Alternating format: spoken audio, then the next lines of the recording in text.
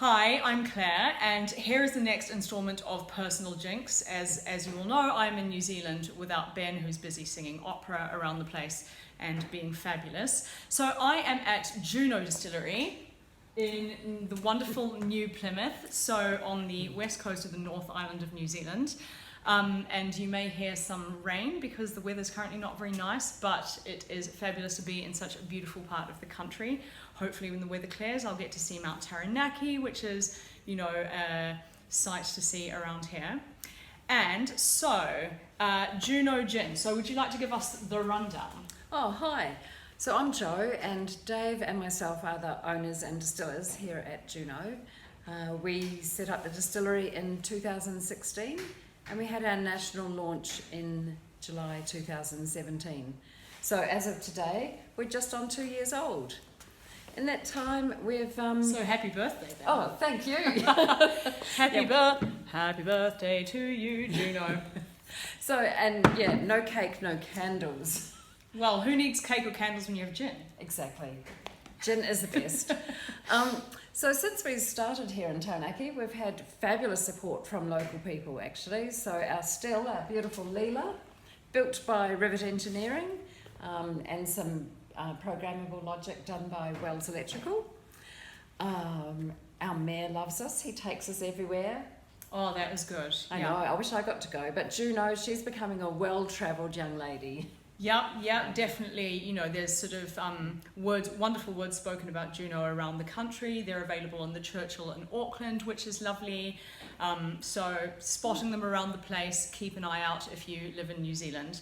So I am going to limit my tasting in this video to the extra fine, which is sort of the original, your standard product, of which there are then loads of wonderful seasonal variations, which I won't try now because I've cheated. I've already tasted everything, and if I try them, I may not make it to dinner.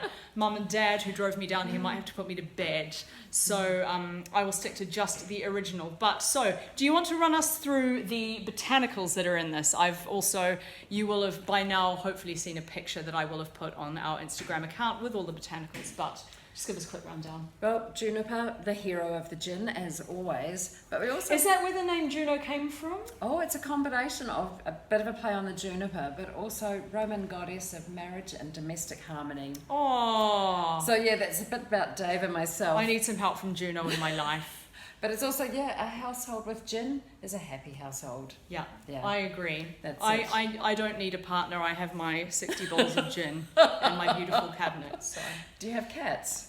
No, but I would love, you know what, I honestly, gin and cats, that sounds like a wonderful life to me. Ah, lovely. So the gin itself is a marriage of flavours, so just continuing that domestic harmony theme. So we've got our juniper, which of course is the key ingredient. But then, as we were saying before, all gins have coriander seed, they have angelica root, many gins have orris root as well. And each of these all bring their own story to the gin. And I think Juno's story here is really around working with local horticulturists here in New Zealand to grow the botanicals that we're putting in our gin. So it's not just a Dave and Joe story, it's a story of the saffron patch, which grows our orris root. It's a story of Kaitaki Farm, who grows our angelica root, and of Dave's brother Mark, who grows our angelica root. We've got licorice root. My mum grows the kaffir lime leaves. So that is great. And I feel like the kaffir lime leaves, they're a real hero in this gin because they're something that I already use. So if you're living in the UK, Waitrose do lovely dried kaffir lime leaves, and I've already been using them as a garnish in gin before. And I've always loved how they add that sort of the sweet citrusiness, but they're really earthy and really green. So then they're less sweet than using an actual citrus fruit. And that's what I like about them because I am a champion of slightly more savory products. So I feel like for me, when I sniff this, I already get that lovely distinctive smell. So it's a beautiful, smooth, dry gin, but that's what really gives it a special kick and a special... It's a little sparkle. Yes. I like to think of it as just shifting that citrus a green up a note sparkle. to a green sparkle. Yep. So that's one of the key things for us. But the angelica root is fascinating. So good. What I had no idea about is, you know, people talk about wine and they say the grapes were grown on the north-facing slope of so-and-so, and I've always gone, yeah, right.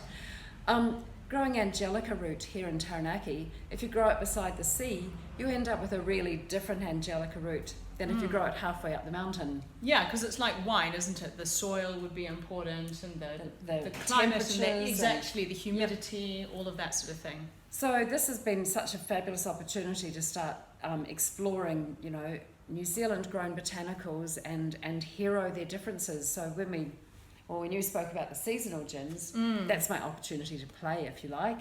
Yeah. So I've done the serious work to make a beautiful gin. Yeah. And then I play. Yeah, and you get to have a little experiment. So basically, anybody who's visiting New Zealand, come and try all of the seasonal variants. I mean, I can't even get started to tell you. What we'll do is when I'm back in London, I've got a few seasonal variants myself, and Ben and I will talk about them, and I will wax lyrical as I always do.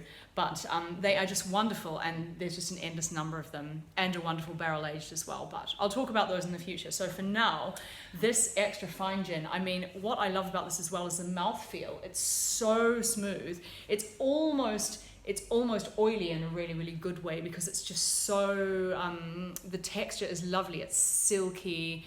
It just sort of melts in your mouth. And what's the ABV? Because I find often, it's only 40%. So normally I would find this beautiful mouthfeel is with a higher ABV product. But this is got 40%? Yeah, perfectly respectable ABV that's you're not gonna end up on the floor, but it's got that lovely, gorgeous, there's no kick of ethanol or anything like that. It's smooth and it's easy to drink. I could easily drink this neat, or you could have a field day garnishing this with all sorts of different things, because you could go savory, couldn't you? You could add to the citrus, or you could go with a fruit. But I would love to experiment with putting some herbs in this. And what do you normally recommend garnishing this with?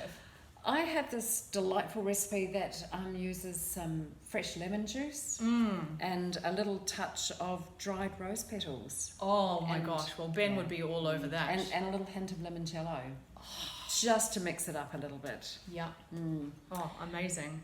Well, I can't wait to have a play with this back in London and back with all of my Waitrose garnishes. I got some rose petals myself, I think I've got a bit of limoncello at home, because I'm always swanning around Europe attempting to be an opera singer, so I always pick up all sorts of interesting liqueurs on my travels. Oh, we've got a beautifully echoing building. You could. I could. Shall I just hit a lovely high note? There we go. Woo! I bet my parents are cracking up in the next room. Right. So on that note, that is beautiful. The high C. I think Ben would be able to tell you, because he's got perfect pitch. But I'm going to say that was approximately a B flat. So there we go. TBC. Beautiful. Check it out, guys. Play your piano and put it in the comments what you think that was. So this is a gorgeous building. Perhaps Ben and I will have to come and do a concert here when he next comes to New Zealand to see the cricket.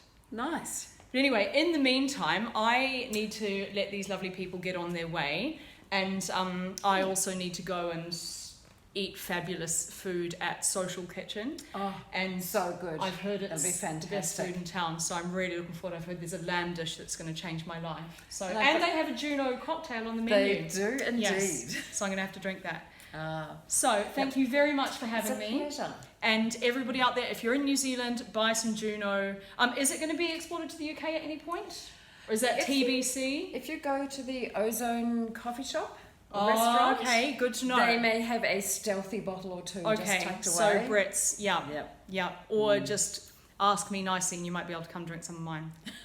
Right, so we will check out. Thank you very much, and cheers everybody.